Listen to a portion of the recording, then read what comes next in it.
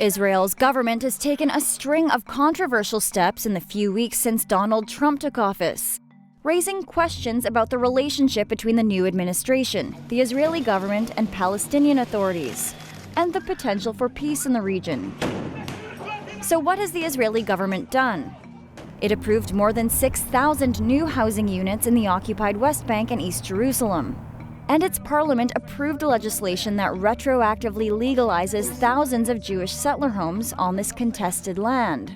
It effectively opens the floodgates to the potential annexation of the West Bank. It crosses a very, very thick red line. Israelis say they have a biblical and historical connection to these lands. I do believe that our rights over our fatherland is something that cannot be denied. But there are also political and security interests. More than 500,000 Israelis and 2.6 million Palestinians are estimated to live there. Why is this important? Most world governments consider Israeli settlement activity illegal under international law and an impediment to peace with the Palestinians.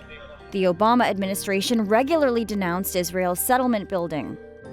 The United Nations has for decades pursued a two-state solution to the Israeli-Palestinian conflict. 2 states for 2 groups of people. I think the problem that we lack, for which we lack peace with the Palestinians, is a simple truth.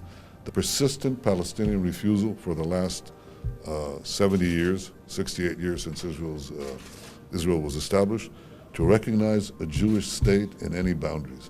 The boundary between the 2 states is still subject to dispute and negotiation. Palestinians refuse to negotiate until settlement activity stops. It's a theft.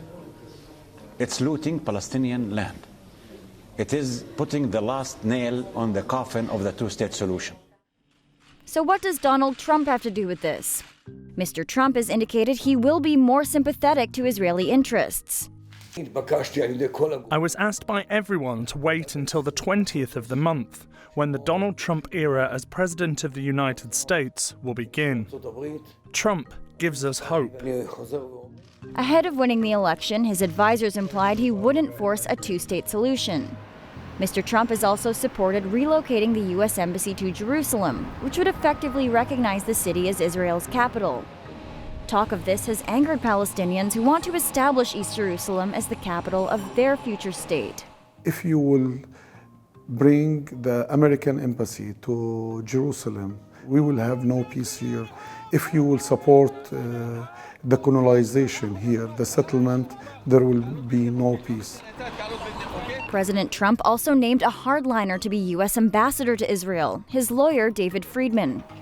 Mr. Friedman in the past has said he does not believe Israeli settlement activity is illegal. He's also raised millions of dollars for a major Israeli settlement in the West Bank. But in a surprising move, a recent statement from the White House cautioned Israel concerning its construction of new settlements. While we don't believe the existence of settlements is an impediment to peace, the construction of new settlements or the expansion of existing settlements beyond their current borders may not be helpful in achieving that goal.